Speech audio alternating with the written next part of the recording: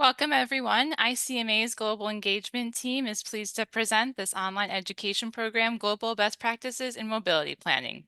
If you would like to view the captions for this webinar in another language, such as French, Spanish, or Dutch, you can enable captions by clicking Show Captions on the right-hand side of your Zoom toolbar. Please note that it might be under the More option in your toolbar. To set your caption language, click the arrow and select the language from the drop-down menu. Today's webinar will be approximately 90 minutes and includes a question answer opportunity. So please submit your questions at any time using the Q&A panel at the bottom of the screen. During Q&A, our presenters will answer as many questions as time allows. You can also use the chat function to provide comments and interact with other attendees. It's my pleasure to introduce you to today's moderator, Michael Mallinoff. Michael has been an ICMA member for over 30 years and is currently a member of the Global Engagement Committee. He has been a volunteer expert and presenter around the globe. He was the city manager of Annapolis for about 15 years and was the department director for 5 years. He earned a Juris Doctorate from the University of Baltimore School of Law and a Bachelor of Science in Geography from the University of Maryland. Michael is an avid cyclist and usually cycles over several thousand miles a year. Now I'll turn over to Michael and all of our panelists. Thank you, Jeanette. Thank you for the introduction. I'm looking forward to these speakers. As Jeanette mentioned, I had the honor of participating in a study tour to the Netherlands and Belgium last year, and with the ICMA Global Engagement Committee. You're going to have some really exciting presenters today, very knowledgeable. And the first one will be Michael McElroy, who is the Director of Planning and Development from El Paso, Texas. Michael, take it away. Sure. Everyone, my name is Michael McElroy, and I'm the Director of Planning and Development for El Paso, Texas.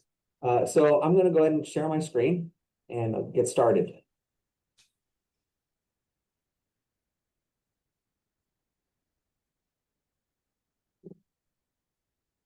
Can you all see that?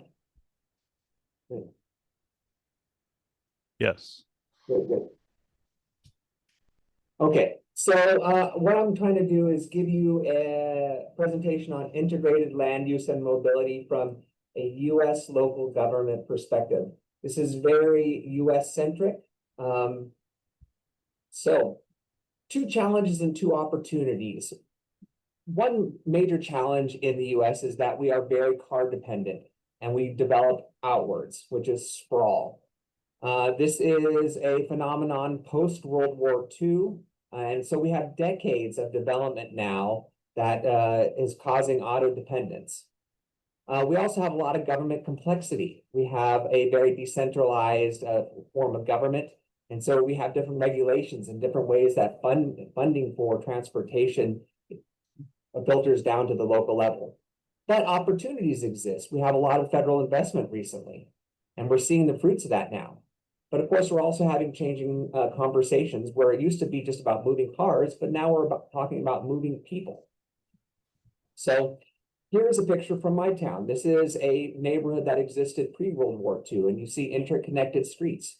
You see retail, you see houses, you see churches and parks all together, all available in the area so people can get to where they need to very quickly.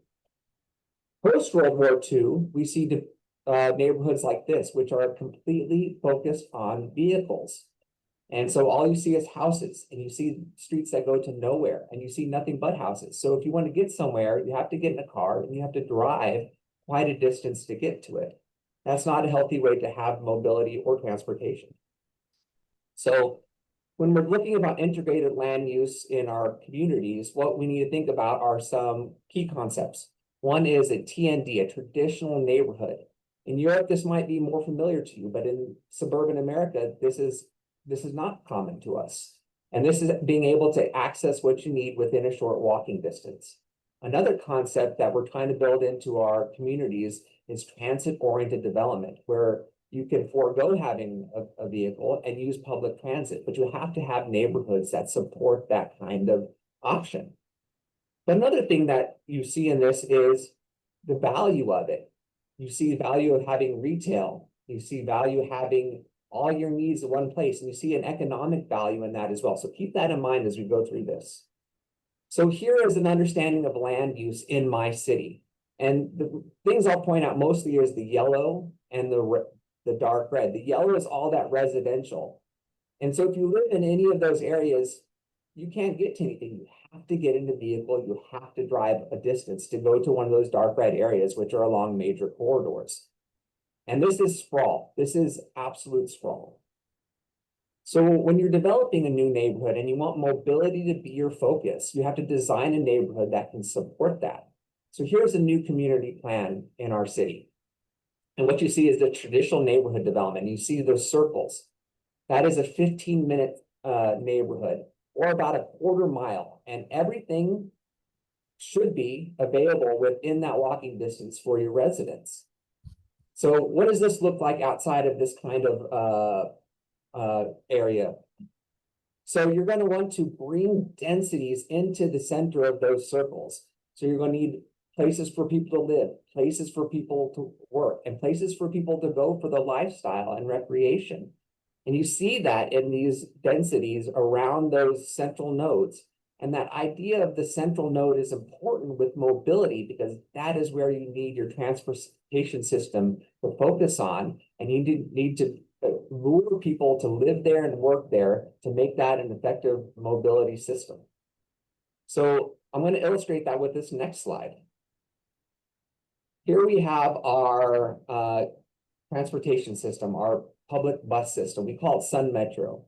And you can see in the yellow how we have that system running through the center of those nodes, those TODs, transit-oriented developments, to support the ridership and support people getting where they are to where they need to be. And you have to design the roadways to accommodate that as well. And that's what you see on the right-hand side of the screen, is a roadway that can support a public transit system, but also human beings.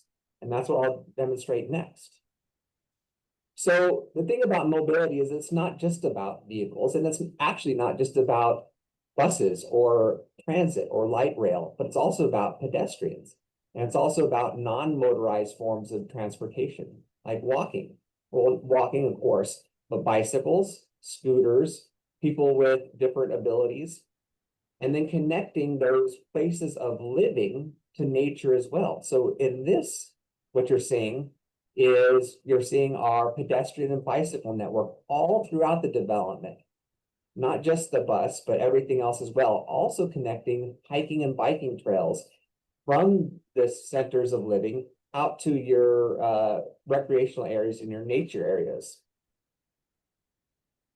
And then moving from that small new development and a centralized location out to a citywide scale, stringing them all together into a true new transit system. And so people with subways, which are not super common in America, will understand what this map is. Well, this is that, and building that public transportation system for great mobility so you can get far distances in your communities in a rapid amount of time, but having the people around those nodes of transportation to make it viable.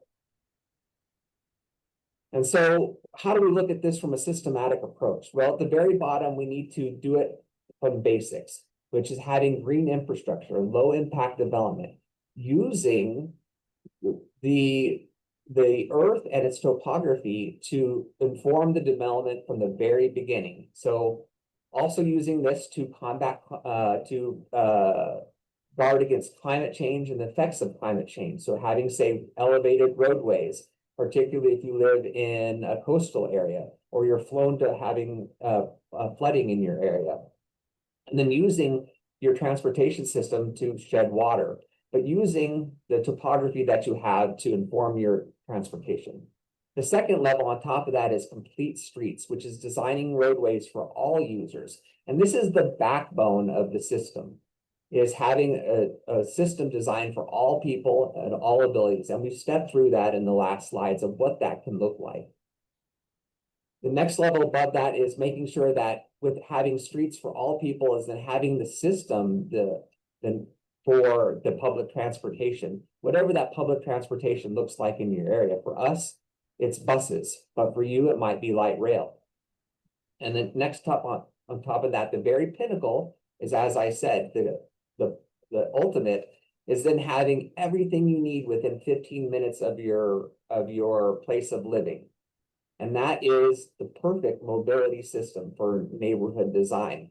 And we have achieved that in some new places, like Portland and Minneapolis have actually spearheaded these things. And in El Paso, Texas, we're doing that same thing little by little. So let me show you what that can look like when you string it out. So it can be not just new communities, but actually retrofitting existing neighborhoods as well. And so here's a neighborhood that we call REMCON. And largely it still looks like this, but I'm showing you what it could look like if we start implementing these concepts. And what you see here is basically large stores, large parking lots. No one would want to be here unless they're trying to get in and get out. So we have it as what it looks like now. And then we're going to start bringing in uses to bring people in so that it's a place of interest and place of utility and place of use. Then supplementing it with people-oriented uses. What you see is shops and apartments fronting a street where people want to be. And so they can drive there, but they don't have to drive there. Now they have a reason to walk there. Notice parking lots still exist, so we're still envisioning vehicles. We're not excluding vehicles.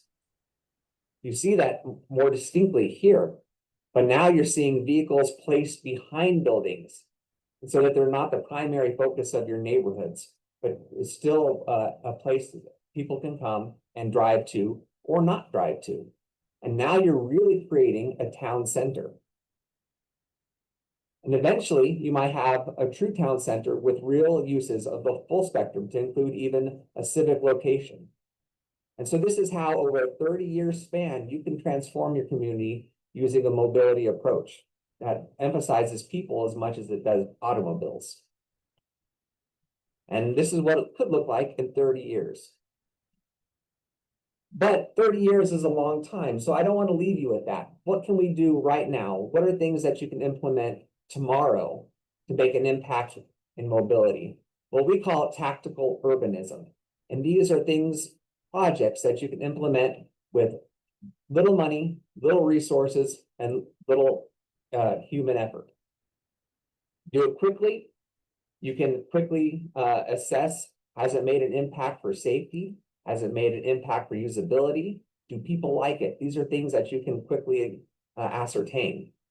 Then you can adjust it iteratively and make those small incremental changes to get it just how it needs to be. And then once it's right, you can make it a permanent solution. So let me show you what we've done in our community. In an area where there's a popular bakery next to a middle school for kids about the age of 13 to 15. We have very wide roads where cars just speed through and make fast turns. And it's an unsafe neighborhood to be a human being or even to be another driver. So what we want to do is we want to narrow the roads to slow traffic and then protect people who are walking to and from school. So we got some volunteers, we got some paint, and we created these bulb outs along the curves. But this is something you can do within one day. And here's what we did with some volunteers. And it's made a big difference for that school and the kids who get to that school. So these are some things you can do to increase the mobility in your neighborhoods very quickly. So what are some lessons about all this? Well, when you're talking about this to other people and you're trying to get people to want to do it in your neighborhood or within your organization, emphasize health and well-being, get people walking, get people out of their automobiles, economic benefit. The land value increases as you bring people to an area and create your community that way. And of course, you have quality of life because people enjoy this. People want to be there. People like eating out on a cafe. But if they don't have a place to go and want to do it and it's unsafe, they won't do that. And so there's a lot of value in creating mobility systems that emphasize people and then having neighborhoods and places of living that reflect that. So with that, I say thank you y muchas gracias. And thank you so much. Michael, thank you. Thank you for your presentation. Our next presenter will be Marco Mulder. He's a consultant in active mobility with a entity called Arcadis. He's also a member of the Dutch Cycling Embassy, and I mention them because they are a great resource. Marco, take it over. Hello, everyone. Thank you so much, Michael, for the introduction. I'm Marco Mulder. I work for an engineering company called Arcadis. And indeed, I am an incoming board member for the Dutch Cycling Embassy. And I'll tell a little bit more about both later on. I will speak to you today about what we call integrated mobility or chain mobility. And as you can see on the screen, it's basically a nice cycle chain of different modes where we talk about, the full trip, and the full trip is only as good as the weakest link. And we are trying to improve the weakest link. Next slide, please. A bit about me.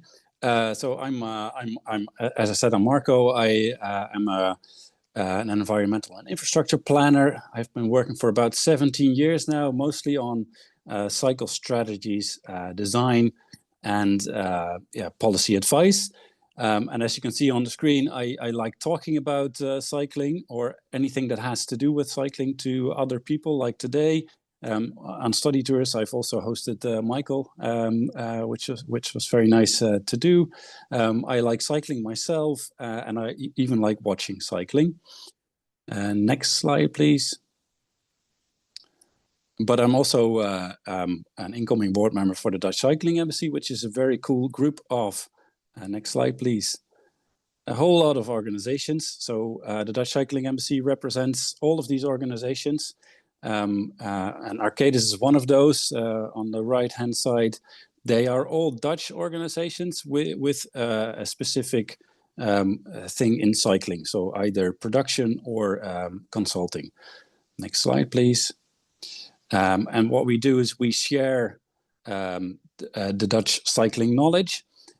So we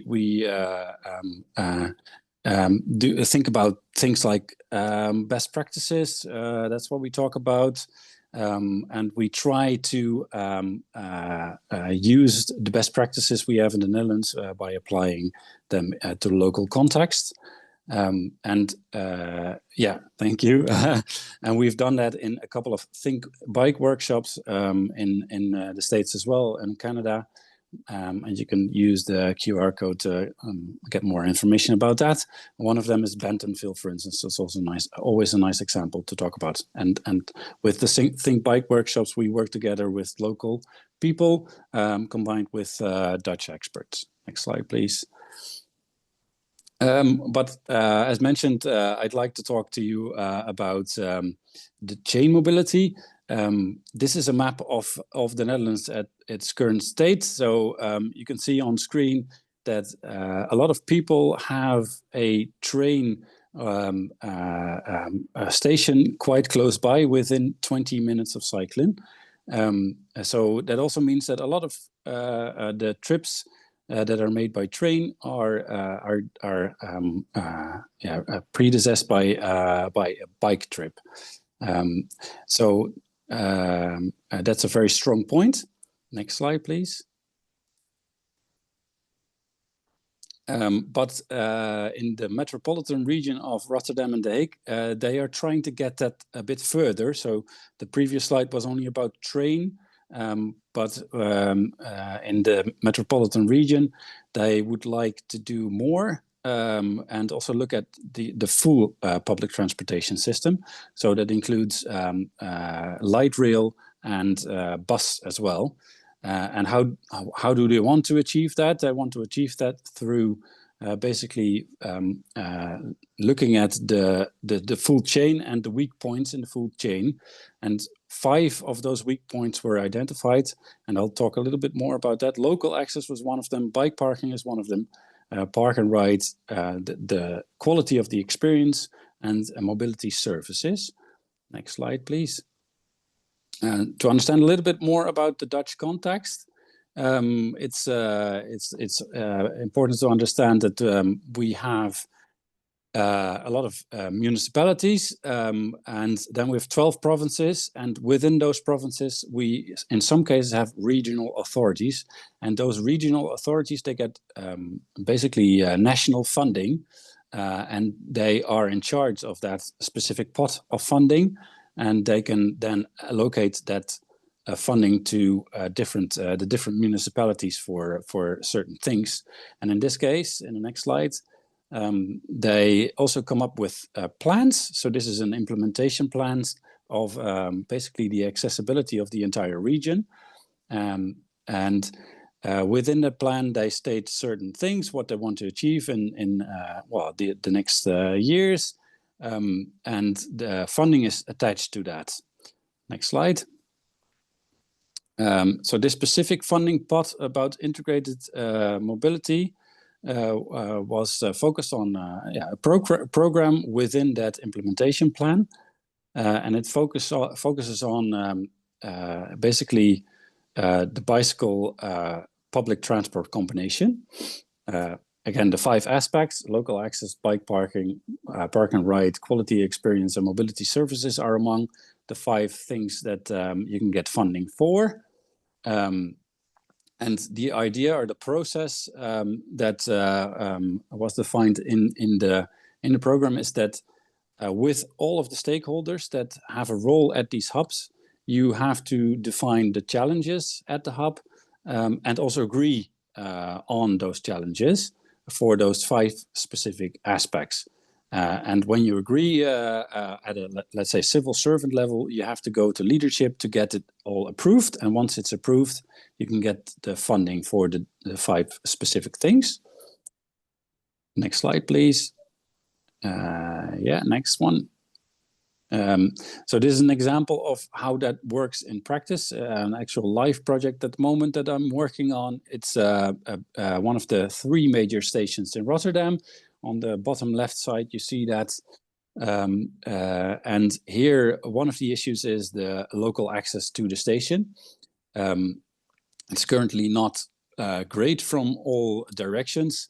So the municipality has kind of a plan to introduce a new cycle facility between 2 roads that are very important for cyclists, or routes, sorry, between 2 routes. And you can see that with the orange arrow on screen. Obviously, all other parties have to agree with it. We're currently in progress of agreeing on that. One of the issues with this is that the land is not owned by the municipality, but it's owned by the Dutch Railways. So we need to find common ground to actually get this implemented at the end, and I'm pretty sure that we will. But it'll take some time to also talk to Dutch Railways, which is one of the stakeholders. Next slide, please. Bike parking. This is another project I worked on in the same program. And you can see on the picture here that yeah, there's bike parking available, but and people still use it. And maybe this looks nice, but in practice it's not very nice because a lot of these bikes are stolen. That was one of the issues here. And to prevent that from happening, what they wanted here in this location was a surveilled bike parking facility, which they ended up going for. It's not ready yet, but this will be changed into something covered and also surveilled by a specific person that sits there 24/7. Next slide, please. Because this is also what it looks like at the other end. It's not a very nice place to park your bike. And you can imagine it might get stolen. Park and ride, that's also something that is looked at these locations. So this is another station along the same line, actually. It's an LRT line, as you can see in the back. With park and ride, you can imagine that we prefer not to have these types of facilities like shown on the image. Next slide, please. And how do we prevent that from happening? We use what we call the park and ride ladder. So first we start with restricting destination parking. So the previous example was used by a lot of people that actually live in the vicinity of the station and don't use it to park and then commute. So that's something you probably don't want to happen. So that's the first step. Then the second step would be look at alternatives. So maybe you can promote cycling, walking, or other forms of public transportation to get to your hub. The third one is behavior change. So get people not to drive anymore. The fourth one is the introduction of a tariff or a parking rate, which is something that not all municipalities are very happy to do, but it does happen, like for instance in the bigger cities. In this case it didn't happen. And then the very last step is expanding capacity. So all of the other stuff is basically looking at other things than expanding capacity. And then the very last would be that. The fourth aspect is the quality of the experience. Here you can see an example of a station along a light rail, again, the same light rail. And the issue here was that people don't really like standing out in the cold and the wind and the rain.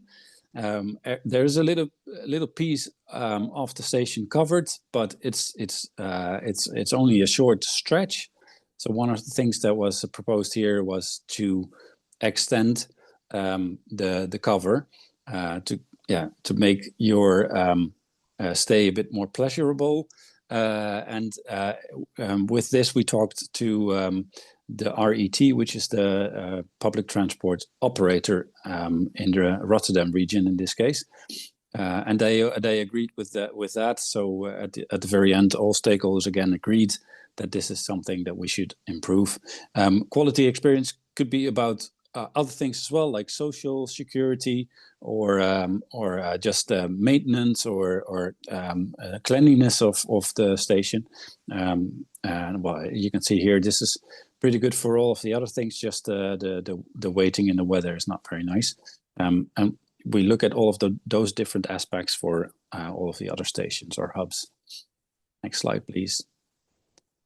And the very last is mobility services. So you can imagine that once people get to their destination station, you also want to be able to get to the place you want to go to. And in some cases, you can use public transportation, but not in all cases. So for those people, you can imagine it would be nice to have a last mile option. And the last mile option could be your standard OV bike, which is something very common in the Netherlands, your public transport bike. But it could also be things like these. These are scooters by Czech company provider that provides these types of scooters to get from your basically end hub to the place you want to be. That was my last slide, I think. Thank you for your attention. Great. Thank you, Marco. And with the Tour de France only a week away, I won't ask you which Dutch team you're going to be rooting for. Our next speaker is Bart Slabbinck. Bart, I met the first time a little over a year ago on a study tour in the beautiful city of Bruges, Belgium, and then came back again to hear him present at an ICMA Global Engagement Committee meeting. Bart's a very passionate and knowledgeable person, and his actual title is Mobility and Project Coordinator. At this point, I'll turn it over to Bart. Thank you. Okay. Thank you, Michael, for this nice introduction. I will share my screen. Good afternoon, or for most of you, good morning. My name is Bart. I work in, I think, one of the most picturesque cities in the world, Bruges. If you don't know the city, it's situated in Belgium at the heart of Europe. And of course, Bruges is also known as being the home base of Colin, our city manager, but also the vice president of ICMA. Okay. Bruges is also a World Heritage city. When you visit our city, which I would recommend, we also have chocolate and beer, then you would fall in love with our city center where apparently time stood still.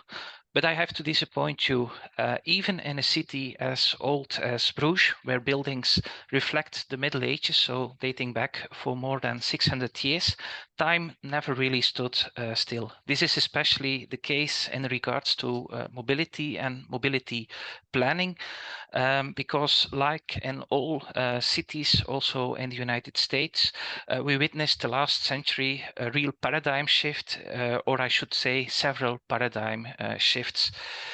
Before I take a deep dive in the story of shifting paradigms and shifting baselines in the city, let me begin by asking you the question, what is mobility? What is mobility management? When I ask this question when a group like with Michael and Janet is visiting our city hall, 9 times out of 10, I hear answers which suggest that mobility is the same as traffic, that mobility concerns dealing with traffic modes as public transport and bikes, and that mobility management is merely about traffic management, about banning cars or even bullying cars, about introducing bus lanes, about introducing cycling lanes. This is a common mistake, even in Bruges, where the second mobility plan was described 30 years ago as to hell with cars. Yes, there is a part which says it's a circulation plan, but no, this wasn't the essence. This wasn't the ultimate goal. The ultimate goal was to create a more livable city. The ultimate goal was to create a city true to its nature, to its origin. To explain this, let me take you back in time. Let's look back in time and ask ourselves, what was mobility? Did mobility management even exist back then? And the short answer is no. Mobility management didn't exist. The word didn't exist in a medieval dictionary. Or you, of course, had transport, and that was of the utmost importance. Bruges, like all great and wealthy cities back in those days, was situated at the crossing of several trade routes. In fact, the word Bruges, from an etymological point of view, comes from Brugia, meaning landing pier for ships. And those ships, for 800 years ago, had Bruges as a main destination, at the heart of both the Italian and the Hanse, the Scandinavian trade system. It brought welfare to our city and to the region. And if you would zoom in that city and back those days, 800 years ago, you will see that, like all ancient cities, it's a compact city, a diameter of 1.5 to 2.5 kilometer. City life was local. At the city center was standing our belfry, the clock tower, working as nowadays modern social media. And when something important happened or would happen, for example, an enemy at the gate, the bell would ring, and in 15 minutes, everyone could gather, pick up the arms, and defend the cities. Hence, the identification in our city of several city quarters. You could say that's the predecessor of a 15 minutes city, like Michael introduced it in the first presentation. And when zooming in at eye level, this was the street life, even at the beginning of the 20th century when these pictures were taken. City life happened at the pace of a pedestrian. Bricks transported, for example, to the city center by boat, and then the last mile by wheelbarrow. And all this changed in the 19th century. First of all, because of public transport. The change in street life is immediately clear. You see this in this picture. The street became a traffic space. Rail tracks were introduced, and they stated implicitly, this is space exclusively made for this kind of transport, for tram transport. No small chat anymore here, no children playing, no social life at all.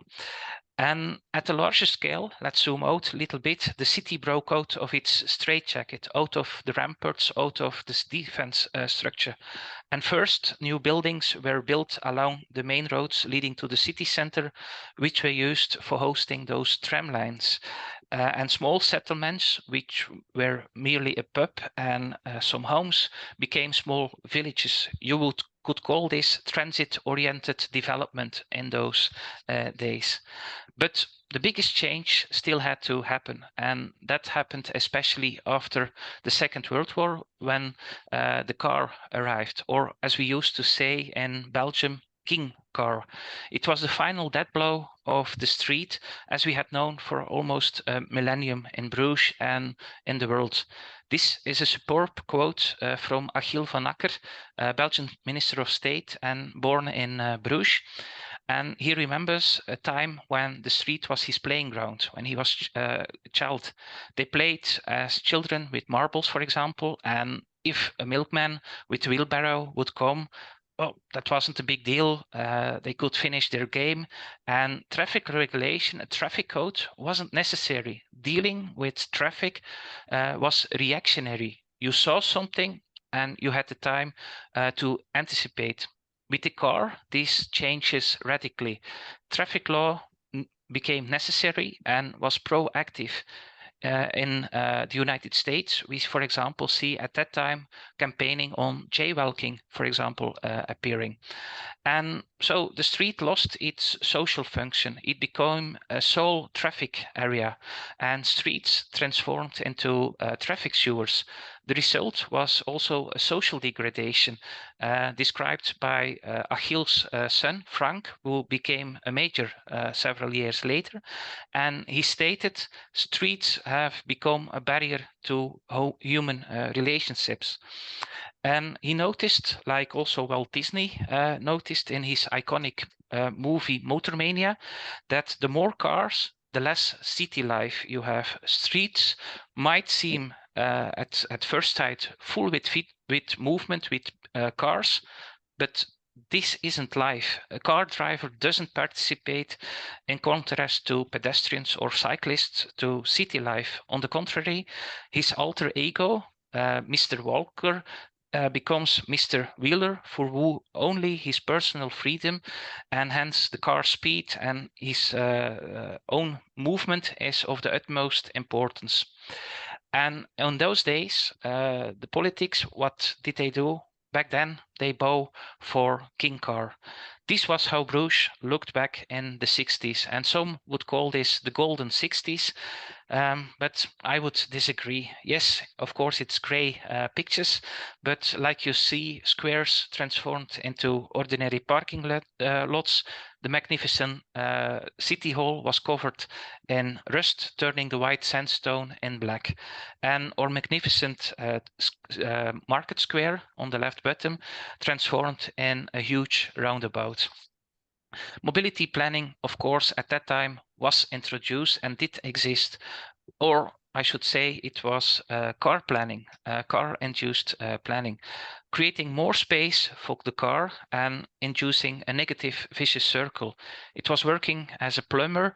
Flow of traffic was the goal, and it was only the only goal. It created an addiction to cars, more cars, and city life was being suffocated.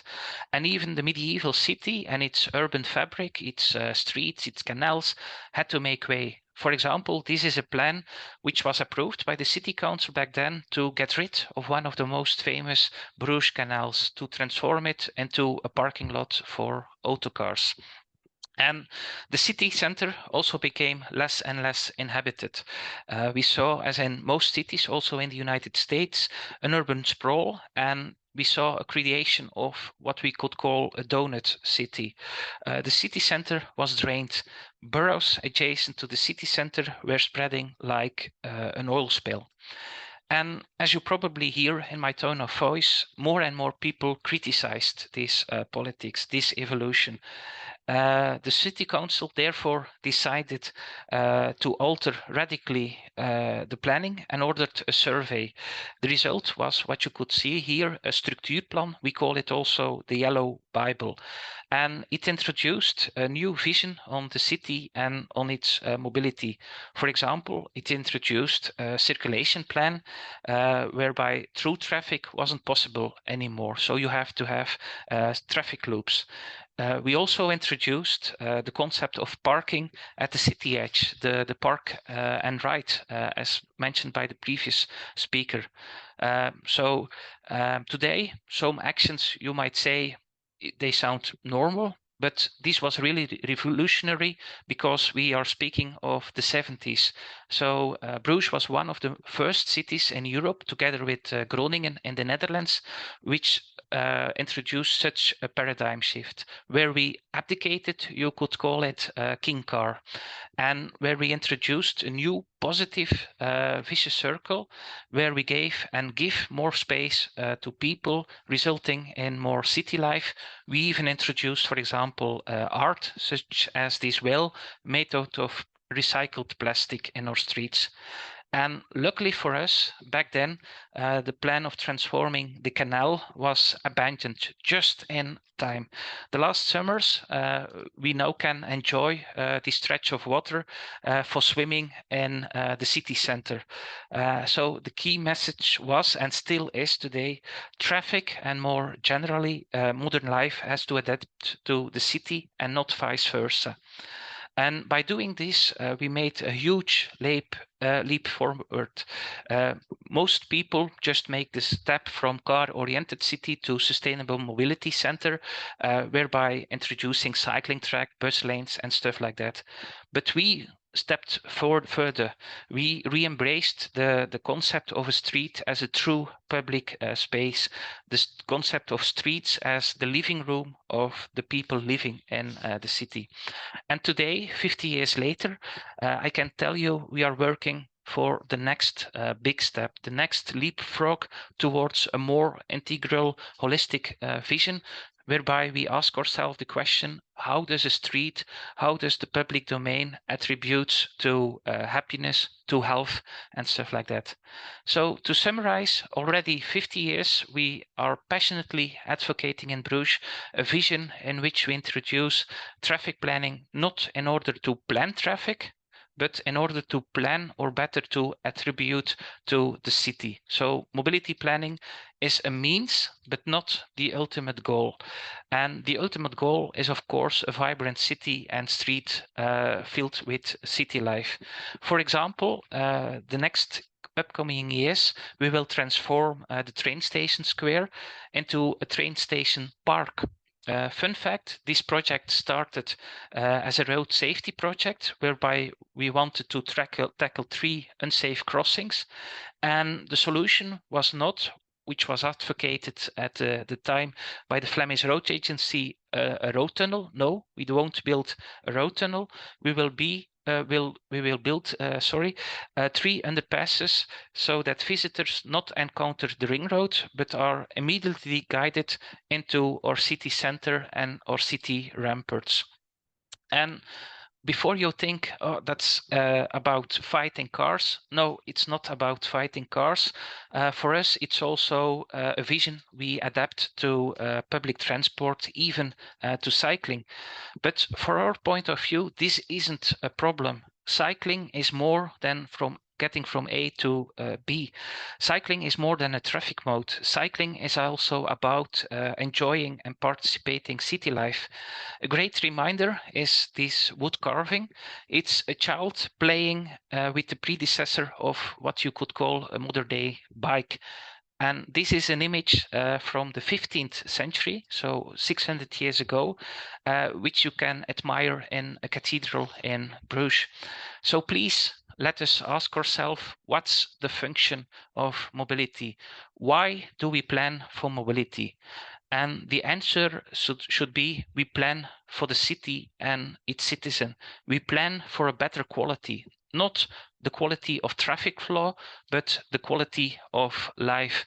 So please, let us introduce the story of old cities as Bruges, where we return to the essence of a city. And the essence of a city is bringing people and their ideas, cultures, goods together, not spreading them apart, which is what the car does. So please let us return to the art of city planning as the art of planning for citizen. So please don't design streets no more as only roads, as road arteries, and please engage again in the quest in which we return to the true origin of each city. And in English, we call it also a community, the common unity of people and culture. So if you want to know more about this vision, about the story we are writing in Bruges, please download this publication. You will find the URL in the PowerPoint. And I hope I inspired you by looking at the future of our cities based on lessons learned through history. Thank you, Michael. Thank you, ICMA, for giving me this forum. Thank you. Bart, thank you. Excellent presentation. And to reiterate what Bart mentioned, Bruges is a beautiful place to visit and also has wonderful chocolate and beer. So with that being said, we do have some questions in the Q&A. Jeanette, okay if I go ahead and start asking? Yes, please go ahead. Okay, first question is from Brandon Duchess.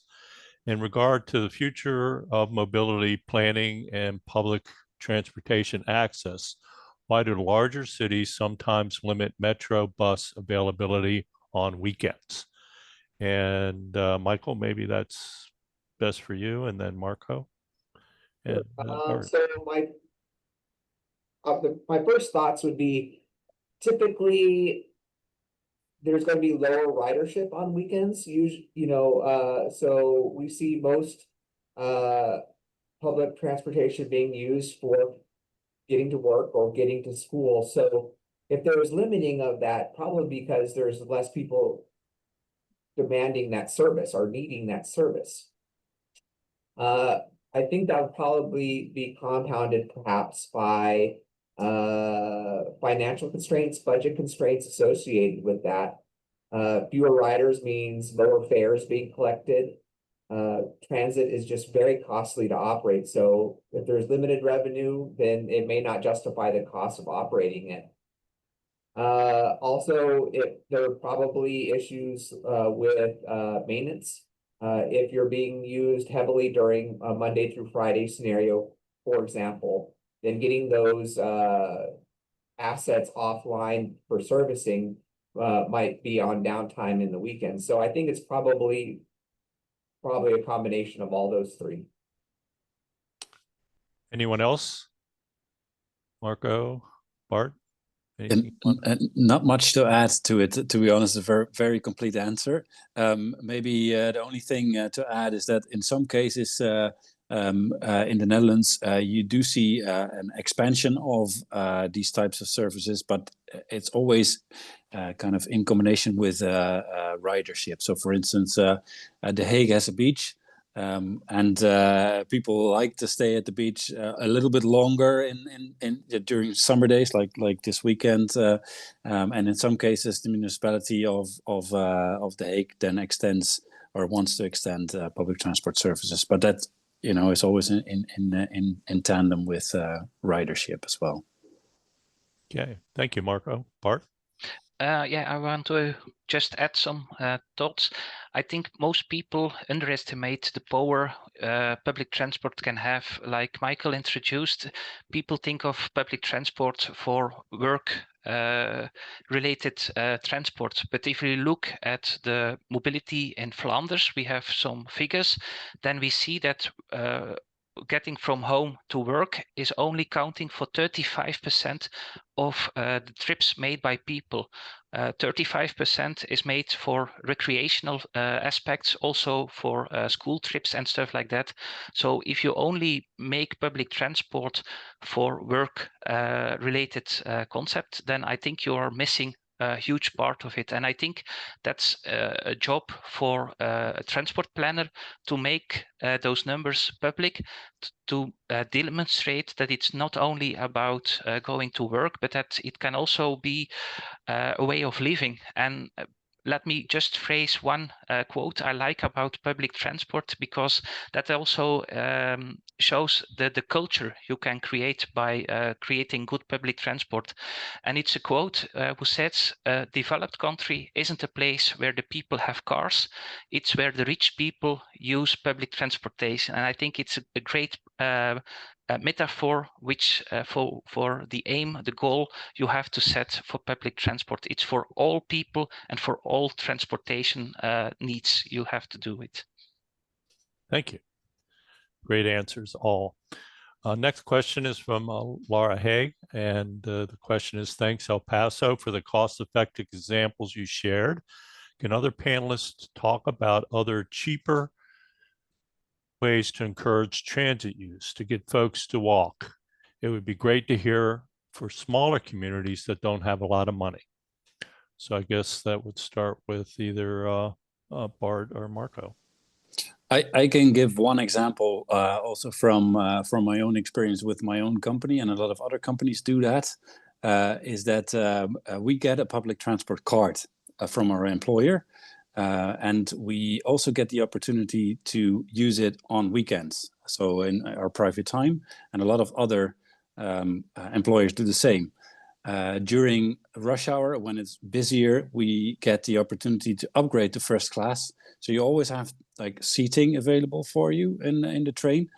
And also another thing is that the travel time can also be used as work time, meaning that you don't have to spend the full 8 hours or 9 hours, depending on what your workday looks like, in the office. You can use part of your commute as your work time, meaning that you can actually be home in a normal time when you are going to have dinner. I think that's a very good idea to improve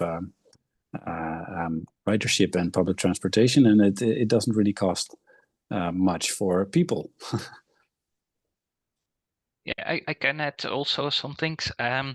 I think most people think transport and mobility planning costs a lot, but also, as demonstrated by Michael, you just can't get a box of paint and alter the street's life. Fun fact, Copenhagen in Denmark became the cyclist city in the world because they were bankrupt in the 80s. They didn't have enough money to get big investments in road infrastructure.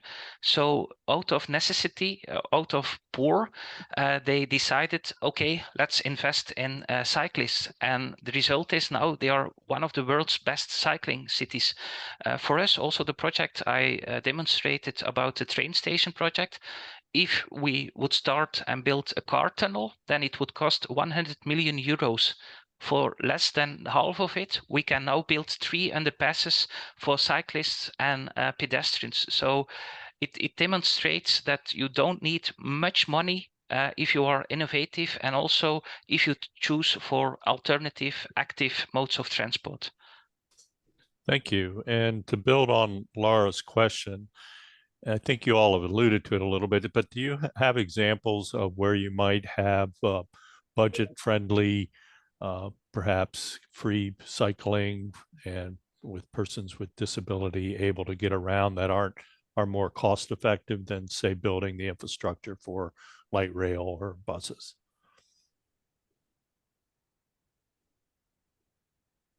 Anything, Marco, you know of? You're still muted. Yeah, I'm thinking about it. For people with disabilities and normal people, right? That was the question. Both. Well, it's really more budget friendly. Budget friendly. Yeah. Yeah, I think the tactical urbanism that Michael mentioned is always a good example. We often also use pilot projects to then afterwards implement it on a more permanent basis. Another thing is that, again, a benefit that a lot of employers offer is something that looks or resembles a bike-to-work scheme. I'm not sure how that's like in the United States, but a lot of European countries have that. Like, for instance, Ireland has it, and the UK have it as well. So that makes it more approachable for people to actually cycle. And then in terms of specific need bicycles, we do have those. Generally, they are subsidized as well by the national government. So I'm not sure that's a full answer, but that's what I have. Okay. Maybe the other ones have better answers. I think one of the answers is also work from an integral point of view. What's a common mistake I see in projects is that they just think about accessibility at the end, and that we add a ramp, for example, for people with disabilities of something. And for example, also in the train station project, we said, no, let's embrace universal design, so the highest standard of accessibility at the beginning. And then you don't have to add stuff at the end of the process. And it's the same also with, for example, dealing with nature legislation. If you think just at the end of there might be a special bat flying around, then you have to add some extras, and then your project isn't anymore any strong. So I would advise begin at the beginning, set the bar immediately high enough, and then I don't think it's an extra effort, because accessibility is also something for everyone. In Flanders we have now a norm, we call it 8 to 88, and we say if it's good for children and for elderly, it's good for everyone. And I think that's a good metaphor also for planning. Thank you all. The next question is from Telwell. It's to Bart. How do you engage elected officials in agreeing to the concept of streets as community spaces? I think at the moment, Bruges is already, it's not a political question anymore, because at the moment, because of the decisions made in the 70s, we already have a mind shift that people know that it's not choosing for cars and losing people. No, we have a common mindset, all political parties in Bruges. But I understand that it's difficult to engage people. So what we do often in Bruges, especially in the outskirts of our city, is working with demonstration projects. So demonstrate the benefits and ask people, ask the citizens, give us 3 or 6 months to get used to the idea. And normally 3 or 6 months is enough to get people's mind shifts. So that's often what we do. Let me take just one. Let me show you one graph. This is a graph I often show. That's the change curve. So that's what we use when we are working with demonstration projects. Is let's just start. For example, this was a project we did in St. Andries, a borough, and we wanted to facilitate this cycling track. We just put in 3 poles, so very cheap. And then after 3 months, we evaluated it. And of course, we didn't do that in the beginning because people were frustrated, were mad at me and at the mayor. But we did it after 3 months because we know from a psychological point of view, people are getting through that change curve. So I would say try something out, and also try to find advocates. For example, when we started getting the car center auto free, the first street which was opened, the mayor was received with tomatoes thrown at him. No kidding. And after 3 months, then other neighboring streets were asked, can we also be car free? So I think just act, for example, also by urban tactical urbanism, and then get people to get to use to the benefits of change. Michael, do you have anything to add to that? Not particularly. No. Marco? Yeah, maybe just one thing from memory from a presentation by Gil Peñalosa. I'm not sure if you've heard of him before. He's a very inspiring person, I think, to listen to. But he's always talks about the right frame that works for your city. So it depends on your city what works for politicians and your city. And he always uses Paris as the example. So for Paris, they really wanted to reduce the emissions, so make a greener Paris, and basically all of the cycle policy was implemented after the full frame and a message basically, and you can use other messages as well for the same thing. Like for instance, if you want to have a more thriving local community in terms of your business owners, you can also use that for implementing cycle policy, etc., etc. And at the very end, you just need to find out what your politician goes for and what local people also go for. I think that's the only thing I wanted to add. Yeah. Thank you. Don't say what you don't want. Just say what you want to achieve. A positive message. Yeah. Right. Well, thank you. The next question is from Raphael. Does city transportation planning impact or affect sewer infrastructure? Michael?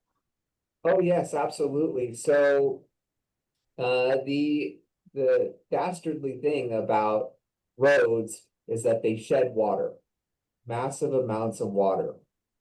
And so, and this might not be your wastewater system. This is really going to be more about your stormwater system. But it all flows to some end point, and that could be, and likely is, some body of water or the ocean or some holding pond or retaining basin.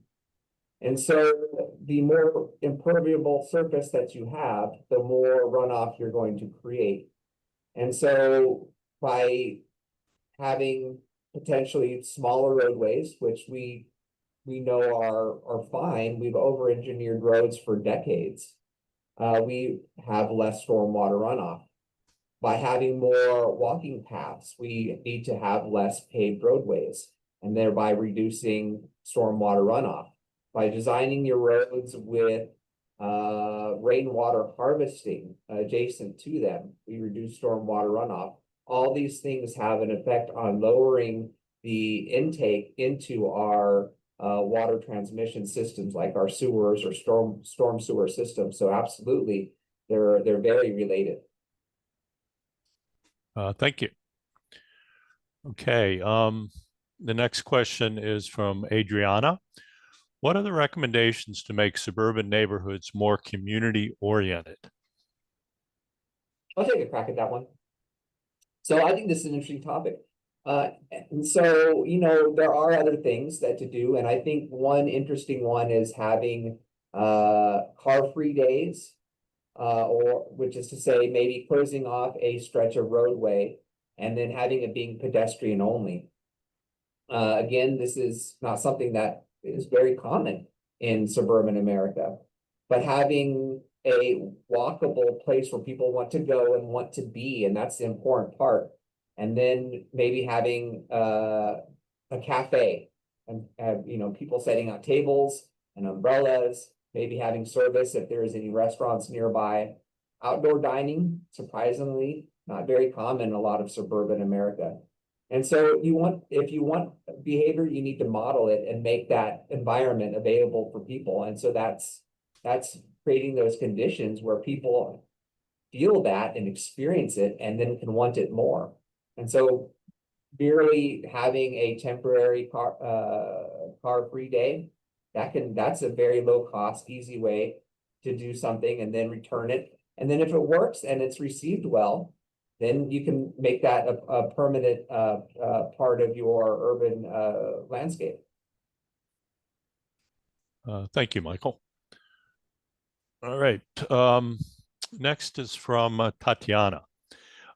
Could you please tell whether there are any quantitative analysis or modeling studies that estimate the reduction in particulate matter in CO2 emissions achieved by shifting an urban transportation system from automobile dependence towards enhanced public transit and active mobility modes, and how that improved the public health. Anybody have any data available? Marco? Yeah, I can maybe share some data on a project I'm actually currently working on, which is related to what we call congestion charging. I've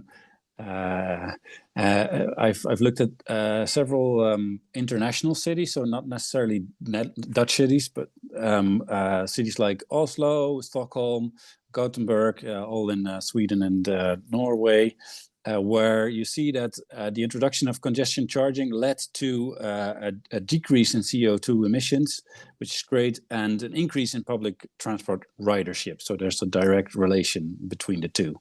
And yeah, decrease in CO2 emissions, also a decrease in basically cars moving into your city. So I'm not sure that's interesting, but I could share that if that's interesting. Great, thank you. And I think it would be. The next question is from Paula, and I think Bart alluded to it earlier, but I throw this out again because it is a pertinent issue in public transportation in the States. Is there any particular strategies for reducing the stigma around public transit, especially among car-oriented communities where public transit is perceived as a low-income mode of transportation?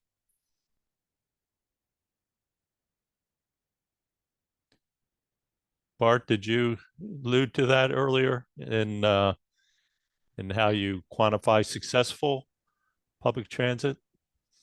It's a really good question, but I'm not used to creating that culture. But I think the essence is creating a good culture, because if you only look and frame public transport as for the poor people, then you of course have a problem. But I don't have any experience myself for shifting that mindset. But I think what's one way of doing it also for cycling is use what they call in Great Britain is use champions, people who are representative for the community, and let them take the bus, let them take the bike, and let them show that it's not for only those poor people. That's one suggestion I would do. Marco? I want to add to that, because I think it's a very important suggestion Bart is making. Our former prime minister, current NATO boss, is oftentimes seen on the bike. I even see him.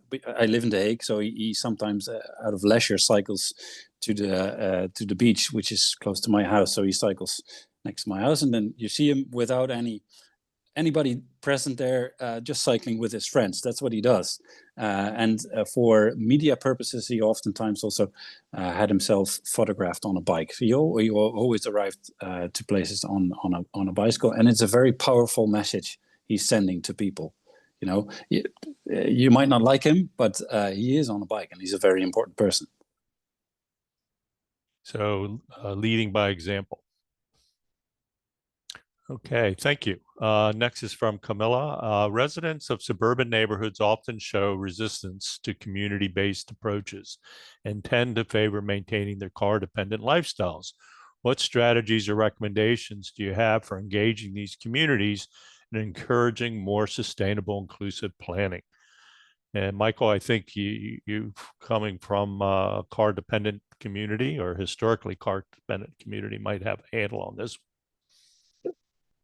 So I think maybe I kind of talked about it in one of the past questions, but some other ideas in terms of making it more a desirable thing that people want to do.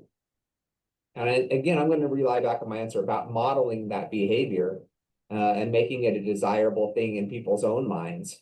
One thing that El Paso has done, we have a small light rail system, a trolley system. And to encourage people to use that, we have made it throughout our town on during big events from between our university, our downtown core, and then kind of another core we have with medical center. Whenever there's big events in either of these three cores, you can ride free. And on sporting events, and concerts, it's packed. So I don't think people necessarily think of it as for disadvantaged people or for poorer communities. A lot of it is they just haven't tried it yet. And so getting people to realize that it's easy and it's effective, that kind of can break that stigma or break that hesitancy. Think of some other things too, and just making attractive places. A lot of times with public transit, they're bleak, they're dull, they're gray, as was brought up by Bart. We don't want, that's not an inviting place to be. So some quick things you can do are put out some planters with some flowers. San Francisco, for instance, has had a very successful program called Pavement to Parks, where they just roll out some astroturf, some of that fake grass, put out some planters with some next to their transit stops where they have parking. And now you have a very quick impromptu green space that is actually kind of inviting, or at least novel, to get people talking about it. And you're kind of encouraging the conversation, and you're making it somewhere that is interesting to be. So those are some ideas. Thank you. Thank you, Michael. Marco, I'm going to kind of throw a question at you related to this. And maybe a lot of our listeners don't realize it, but Rotterdam, for example, during World War II was largely bombed out and became a American modeled planning city, and has since changed. How did the community go about making that change and being able to advocate it to a successful model that it is today? Yeah, that's correct. So Rotterdam was the most car-dominated city, I guess, in the Netherlands for quite a long time. And I guess the quick answer to the question is the carrot and the stick. So you have to make the sustainable modes very attractive, but the not so sustainable modes less attractive. So what a lot of major cities, including Rotterdam, do is introduce things like traffic filters. That's a very common thing to do. So basically making car trips within the city less interesting because they might take you longer instead of cycling or public transport or a combination of the two. So that's one thing.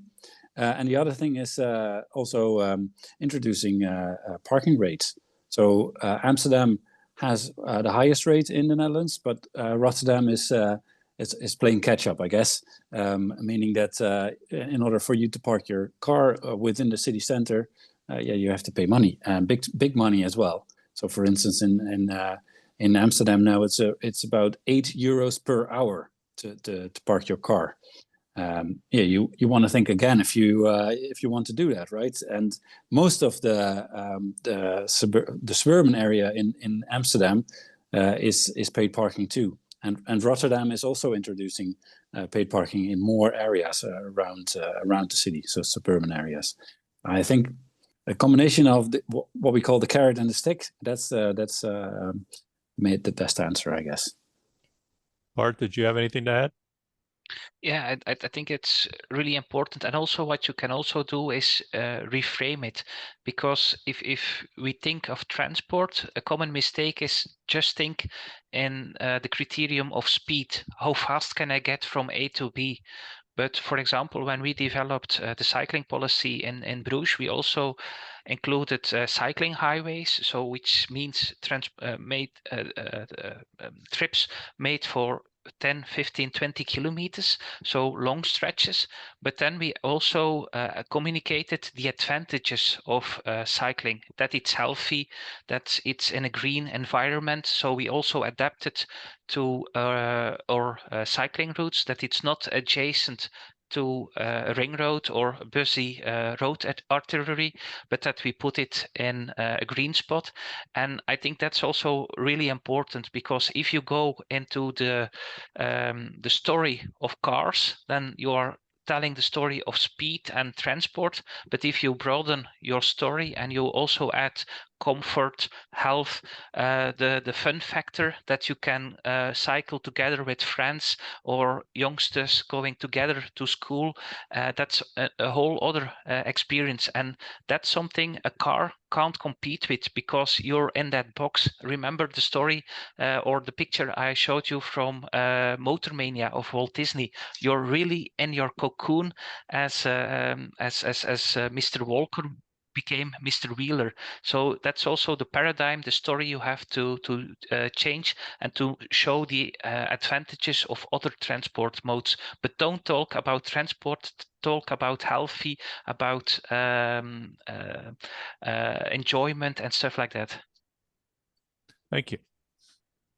The next question is from Craig.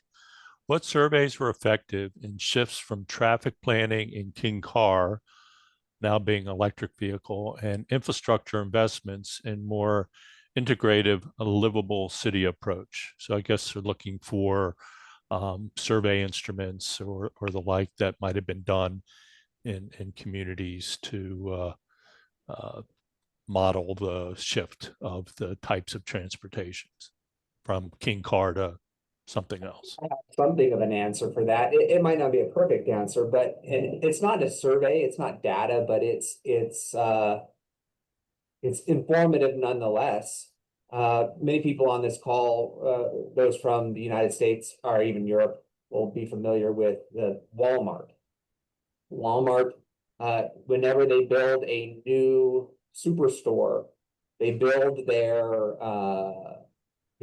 parking lots with the utilities run in such a way that they're expecting future build out of those lots. They're not expecting those to be surface parking into the future. They're still going to own that property, but they're expecting to not only be retailers, but land developers in the future. So the way they're running their electrical lines are to have roadways with easily accessible electrical utilities in key areas where they'll be accessible for future build out, but also electric vehicles, if those are to go run in the street, like electric vehicles, like perhaps we now think of them as light rail, the electrified light rail. But then also future spots for electric vehicle charging. And so I think we see anecdotally corporate America even anticipating electric future as well. And so while they might not be doing it now, they see that as a future. And if Walmart's doing it, I think it's a pretty good indicator that it might just well happen. Any others, Bart? No, we don't use, because we are a really small city, we don't use really models, we just do things. So no real answer. Nothing from Marco. Okay. One last question, and it's from Tao Wu. How city budgets allocate funding to mobility is crucial. In most American cities, there's a lot of dollars allocated, often to cars and streets, but very little to transit and cycle paths. How do we correct that in city budgets? And I think the idea is universal. And who would like to take that one first? Michael, have you had any success in that in El Paso? Yes, and of sorts. So my top of mind thing is that we need to reframe the conversation about what a budget is and where it goes to. So that transportation isn't simply something you avail yourself from time to time and is optional, but that it's actually an essential public service, just like schools or water or emergency services are. And then align and construct your budget accordingly so that it has the attention that it deserves. You can go one step further, even if there's the buy-in from your elected officials or your town leadership is even adopting a mobility budget. And really that's with visionary leadership. Bart? Yeah, I want to add two things, two thoughts about this. I think most people think about transport in ways of car transport, but if you look at it from an efficient point of view, from an economical point of view, the investments in cars and car infrastructure is often the less efficient way to do. With $1, you can do much more for cycling than in car-related things. And a second thought I want to add is also put the hidden costs in picture, because we mentioned sprawling, and that's also a cost, because you have to add extra sewage, you have to add extra miles of public transport and stuff like that. So also include those hidden costs of public of road infrastructure into the debate. And I think that's also really important, because people think, oh, that's sewage is just something we have to pay for 50 or 60 years. But no, it's also a recurrent cost. So also put that in the spotlights, please. Maybe if I can add to that, Michael, if I may. Sure, Marco. So the Dutch Cycling Embassy also has a member that has actually done work on this to monetize the benefits of cycle infrastructure. And it goes broader than just transport. Like for instance, people that cycle more are healthier and therefore cost less in terms of what they use in terms of hospitals and GP visits and stuff like that. So that's important to take into account, and that also maybe makes a bridge to other types of funding. For instance, cycle infrastructure could potentially be funded by health kind of budgets as well, if you want. And the other thing I was thinking about is that streets are also a broader thing, right? It's not just for cars; it's for people. So when, for instance, what happens here in the Netherlands a lot, sewage systems are renewed. Oftentimes the whole street has to come out, at least here in the Netherlands. And then when you repurpose the street, you can also implement other things than just car infrastructure, maybe introduce a nice segregated cycle facility. So, look at different types of budgets to fund your active travel type of schemes. Great, thank you. And I do want to mention in the community I just left, Annapolis, and probably in many communities, you have a annual budget line item for road repaving or sidewalks. And we amended that in our CIP and called it Connecting Communities. And yes, we still had the repaving and the sidewalk improvement, but we made it mandatory that alternatives were included in that, whether it's cycle paths or pedestrian paths. So it kind of builds on your existing budget and just makes it a little more creative tool to achieve the aim that we were discussing. We're kind of nearing the end, but we did have a couple of questions that we wanted to throw out to our panelists. And the first one is, how do cities in the Netherlands ensure public safety while providing the local access via the bike to transportation system? Yeah, that's a very complicated question, I think. I think the best answer I can give is density. So I think a lot of Dutch cities, and probably the same in Belgium, is that Dutch cities are quite dense, and most suburban areas are even quite dense compared to maybe what you have in the US.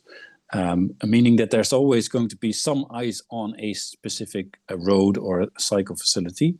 And where you don't have that, we have good public lighting available. And generally, we have an alternative route that at least has good public lighting or eyes on the road. So you don't have to light all routes, just as long as you do have something available for people. So for instance, the city of Zoetermeer, which is a suburban area close to The Hague and Rotterdam, has developed what I call a night network, specifically for people that are more worried about social security. They have developed this network where public lighting is better, more eyes on the road. If people feel they need something like that, they can use that. Obviously, there are other routes as well, but then focus in terms of funding for social securities on those. Michael, Bart? Nope. Okay. Bart, how does Bruges work to gain public support for the projects it's working on, and how does it evaluate continued public support for its mobility plans? It's yeah, it's quite a challenge, I might say. But I think the one of the most important things you can do is start by asking the right questions, because often you start a project when the project is already the answer. Like, for example, let's design cycling infrastructure. But I think it's really good to step back and to formulate at the beginning first objectives, because then you can have the thoughts, the objectives of all the people gathered around the table. And that's what we do in the biggest projects we have. And that's also my job. That's first in the beginning, let's start slowly. Just inventory all the different aspects, get all the stakeholders and the shareholders around the table, and inventorize. It's really good, because if you start already and say, yeah, let's build a cycling track, perhaps that's the right answer on the wrong question. So first begin with asking the right questions and to involve all the right people. It takes some time in the beginning. For example, the train station project, the first year, we just asked questions, no answers, but I'm sure at the end it pays off. Great, and thank you. We have a couple more minutes, and we have one last question for the person who kicked it off. How does El Paso make sure that its plans are enacted? Have you had any difficulties attaining funding for the infrastructure projects, and have you ever overcome those challenges? So Texas counties by design are very weak regulatorily. We have little ability to extract performance, so we have to influence performance. And really that comes from strong leadership. So in terms of getting things enacted, it's only by force of will. But have we had difficulty getting things funded? Yes. And that's not from force of will. That's just available funds are spread thin.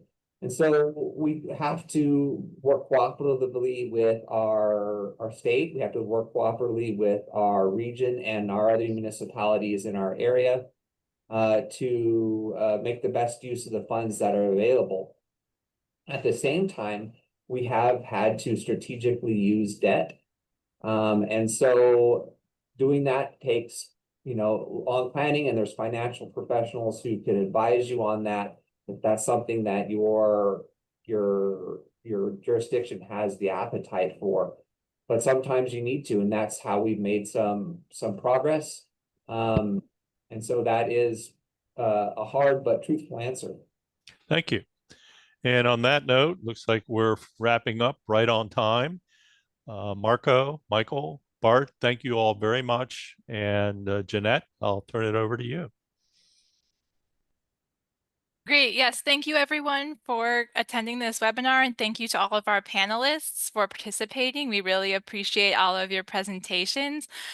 This concludes this webinar, and this webinar is copyright ICMA 2025. And we are now going to let you all disconnect and enjoy the rest of your day. Have a great one, everyone. Thank you.